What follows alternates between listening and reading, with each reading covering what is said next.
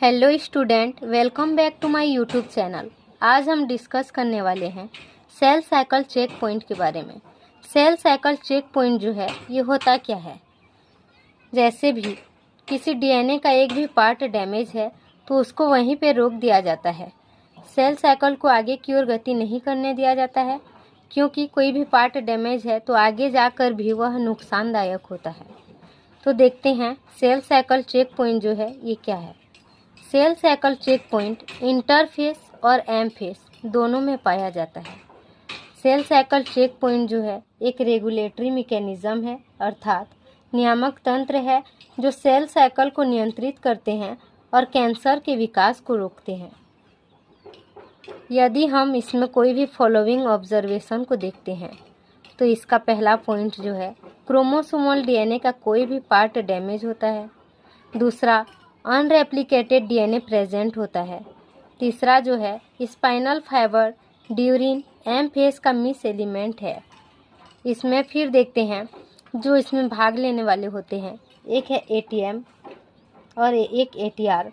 Sensor protein DNA के नुकसान के साथ साथ जुड़ता है और सेल साइकिल को पार करने वाले सिग्नलिंग प्रोटीन के सक्रियण को बढ़ावा देता है। डीएनए मरम्मत तंत्र को सक्रिय करता है। बाह्य में सेल डेथ के लिए जो सेंसर प्रोटीन का आरंभिक लक्ष्य है एटीएम और एटीआर होते हैं। तो एटीएम क्या है? अटैक्सिया टेलेंजेक्टेसिया म्यूटेटेड जीन, ठीक है। और एटीआर जो है अटैक्सिया टेलेंजेक्टेसिया रिटेटेड जीन, ओके। अब हम देखते हैं एटीएम और एटीआर क्या है। एटीएम और एटीआर एक सेंसर प्रोटीन है जो सेल साइकिल को इनवाइट करते हैं और रोकने का काम करते हैं। सेल साइकिल चेक पॉइंट जो होता है सभी को रोकने का कार्य नहीं करता, कुछ को रोकता है, और जैसे कुछ जो होते हैं रिपेयर हो जाते हैं तो ये रिपेयर होने के बाद उन्हें नहीं रोकते, ठीक है। सेल साइकिल चेक पॉइंट जो होता है, इस सेल साइकिल चेक पॉइंट में दो फेसेज होते हैं, एक है G1 फेस और दूसरा G2 फेस। तो हम देखते हैं G1 फेस चेक पॉइंट क्या होता है। स्टूडेंट, हम देखते हैं कि G1 फेस चेक पॉइंट क्या होता है। कोई भी डीएनए का यदि डबल स्टैंडर्ड डैमेज है तो उसमें G1 फेस चेक पॉइंट होता है, और सिंगल स्टैंडर्ड डीएनए अगर डैमेज है तो यहाँ पे G2 फेस चेक पॉइंट होता है, ठीक है। अब हम देखते हैं G1 फेस चेक पॉइंट। तो हमें पता है कि G1 फेस चेक पॉइंट में डीएनए का डबल स्टैंडर्ड जो है यह डैमेज होता है।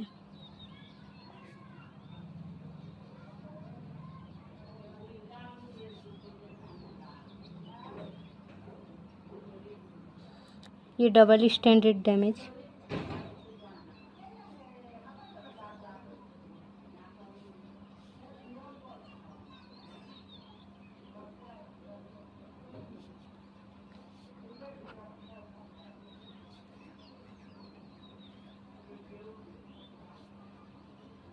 सेंसर प्रोटीन एक्टिव होता है।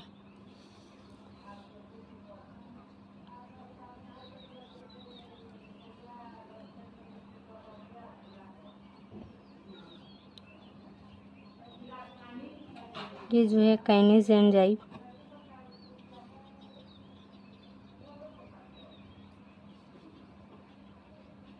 CHK2, इसका फास्फोरिलेशन।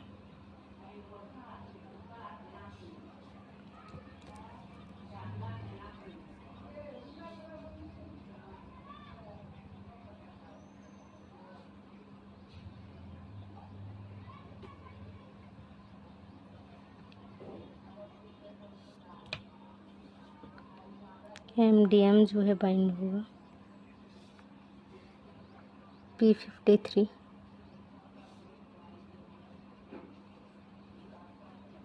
इसका भी फास्फोरिलेशन होगा। अब bind with CDK complex 4, 6 and arrested cell cycle that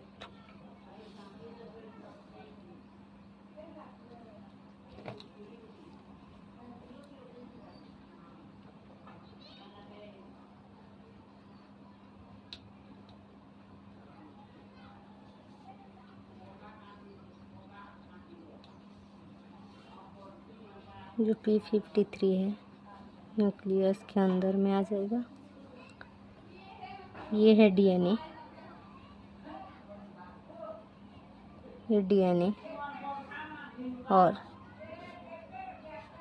P21 gene क्या है, mRNA। ठीक है, ये mRNA यहाँ से यहाँ P21 प्रोटीन CHK1। तो हम देखते हैं G1 फेज चेक पॉइंट क्या होता है। यहाँ सेल का डीएनए डैमेज है, तो डैमेज सेल को ही हम आगे की ओर मूव नहीं करा सकते, क्योंकि जैसे ही आगे की ओर मूव कराएंगे तो G1 ये आगे का सेल भी डैमेज हो सकता है। इसे हम G1 फेज में ही रोक देते हैं, नहीं तो आगे का सेल भी डैमेज हो सकता है, क्योंकि हमें साइक्लिन ई और CDK2 कॉम्प्लेक्स को ब्लॉक करना है और डैमेज सेल आगे की ओर मूव्ड ना कर सके। जैसे ही सेल साइकिल डैमेज होता है तो G2 फेज का सिंगल स्टैंडर्ड डैमेज होता है और G1 फेज का डबल स्टैंडर्ड डैमेज होता है और ATM और ATR एक्टिवेट हो जाते हैं। तो हम देखते हैं G1 फेज में क्या होता है। G1 phase cell cycle check point में ATM एक्टिवेटेड होते हैं और ATM एक्टिवेटेड होते हैं तो ATM CHK1 और CHK2 दोनों को एक्टिवेटेड करता है। ATM जैसे ही एक्टिव, यहाँ पे G1 फेज में क्या है, डीएनए का डबल स्टैंडर्ड डैमेज है, फिर सेंसर प्रोटीन काम करेगा। सेंसर प्रोटीन के काम करने पर ATM जो है एक्टिवेटेड हो जाएंगे और ATM एक्टिवेटेड होने पर CHK1 और CHK2 को काइनेज एंजाइम की उपस्थिति में दोनों को एक्टिवेटेड करेंगे। ATM जैसे ही एक्टिवेटेड होंगे नेक्स्ट स्टेज में CHK2 प्रोटीन का फास्फोरिलेशन करा देंगे और CHK2 प्रोटीन का फास्फोरिलेशन होंगे तो नेक्स्ट स्टेज में जो है ये P53 का फास्फोरिलेशन करा देंगे और इसे ही एक्टिवेटेड करा देंगे। फिर जो P53 है, P53 फास्फोरिलेटेड होने के बाद स्टेबल हो जाएंगे और नॉर्मल कंडीशन में P53 MDM2 से बाइंड हो जाएंगे, bind with CDK4/6 and arrested cell cycle at MDM2। अब P53 सेल के न्यूक्लियस में प्रवेश करेंगे।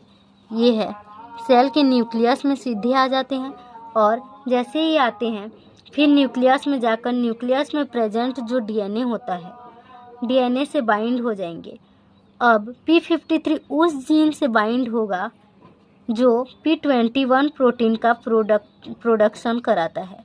P21 एक इनहिबिटर है जो CDK साइकिल कॉम्प्लेक्स को इनहिबिट करता है और P53 उस जीन से बाइंड होता है जिसके फलस्वरूप ट्रांसलेशन के थ्रू P21 प्रोटीन का प्रोडक्शन हो जाता है, फॉर्मेशन हो जाता है। और इसी तरह से जो G1 फेज चेक पॉइंट है यह कंप्लीट होता है। ठीक है, अब हम देखते हैं G2 phase check point. G2 phase check point में क्या होता है, डीएनए का सिंगल स्टैंडर्ड डैमेज होता है और जैसे ही सिंगल स्टैंडर्ड डैमेज होता है फिर यहाँ पे सेंसर प्रोटीन काम करेगा।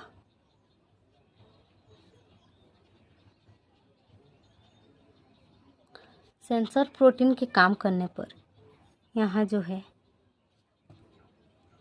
ATR एक्टिव होगा। ATR एक्टिव होने पर जो काइनेज एंजाइम है, काइनेज एंजाइम की उपस्थिति में CHK1 कॉम्प्लेक्स, ये CHK1 का फॉस्फोरिलेशन होगा अब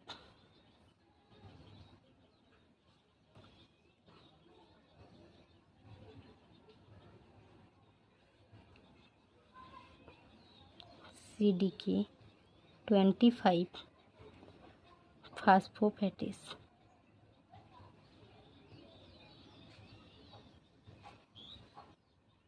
फास्फोफेटेस होगा, इसका फास्फोरिलेशन होगा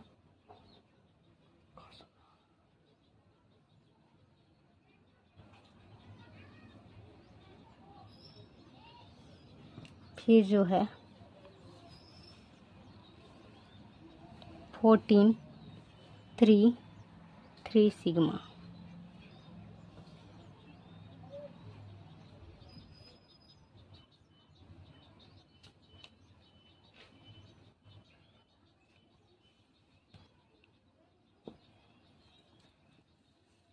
अब यहाँ जो है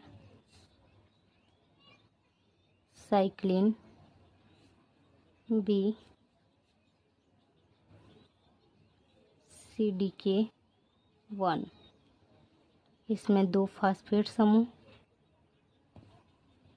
जो 2 फास्फेट ग्रुप हैं जो कि इनएक्टिव फॉर्म में, और ये साइक्लिन B CDK 1 एक फास्फेट समूह एक्टिव फॉर्म में, क्योंकि यहाँ एक फास्फेट समूह जो है बाहर हो गया।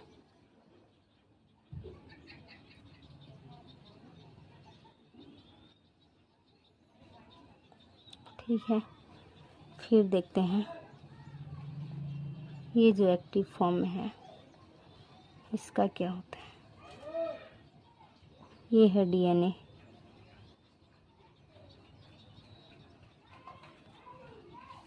अब सेल साइकिल पूरी तरह से रुक जाता है G2 फेस में।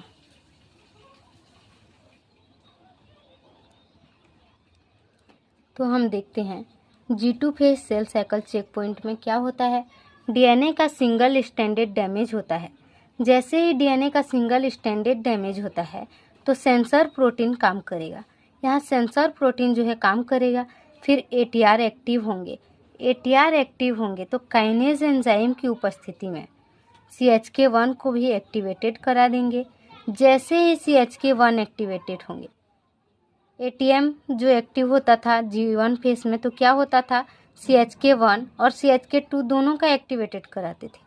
लेकिन G2 फेस में क्या होता है, ये काइनेज एंजाइम की उपस्थिति में ATR जो है सिर्फ और सिर्फ CHK1 का एक्टिवेटेड कराएंगे, और CHK1 एक्टिवेटेड होने पर इसका फास्फोरिलेशन होगा। जैसे ही इसका फास्फोरिलेशन होगा तो यहाँ जो है CDK कॉम्प्लेक्स CDK 25 का फास्फोफेटेस होगा।